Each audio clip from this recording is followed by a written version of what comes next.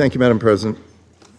Thank you, Undersecretaries General Rosemary DiCarlo and Undersecretary General Jean-Pierre Lacroix for your briefings. Colleagues, the United States has been clear. A diplomatic solution between Israel and Lebanon along the Blue Line is the only path to restore lasting calm and allow residents in both Lebanon and Israel to return safely to their homes. Even as Israel has a right to protect its citizens from Hezbollah, which has fired thousands of missiles and rockets into Israel over the past year alone, it needs to minimize harm to civilians, particularly in the densely populated areas of Beirut. We are deeply concerned by reports of hundreds of Lebanese civilians killed in recent days, including children, medical workers, and an American citizen. And we reiterate our call on all parties to protect civilians and civilian infrastructure, and to abide by their obligations under international law. For years, and in the face of so many tragedies, the Lebanese people have generously supported refugees from other neighboring states mired in conflict.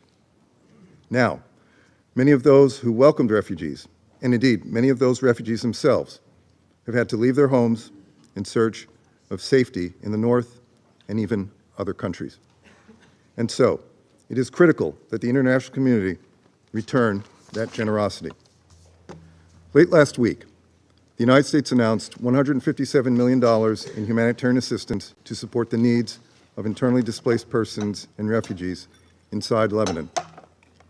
And we encourage others to do their part as well, to support the UN flash appeal and the people of Lebanon who find themselves in need.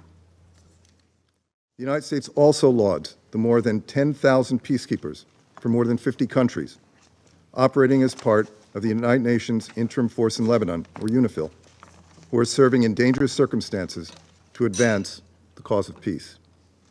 On that note, we are deeply concerned by the reported injuries incurred by UN peacekeepers and are wishing them a speedy recovery.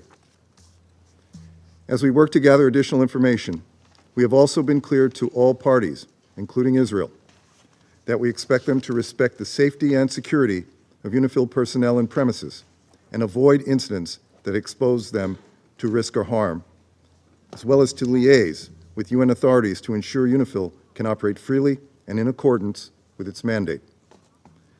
Colleagues, let's remember how we got here. For far too long, Hezbollah threatened the security of both Israel and Lebanon.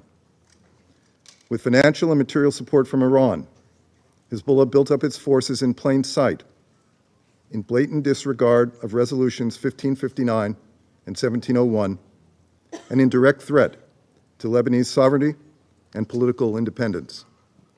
And then, on October 8, 2023, Hezbollah opened a northern front against Israel in solidarity with Hamas. Not one of our governments would be idle in the face of rockets raining down on our citizens. Not one of our governments would allow terrorists to displace tens of thousands of people indefinitely. Both innocent Israelis and Lebanese have been forced to flee in pursuit of safety, leaving behind all that they've known. Again, we believe diplomacy is the only way to see those people return to their homes.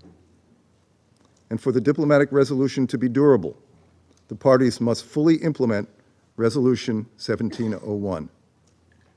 That requires Hezbollah to withdraw from the border area and the Lebanese armed forces in UNIFIL to be deployed to the south.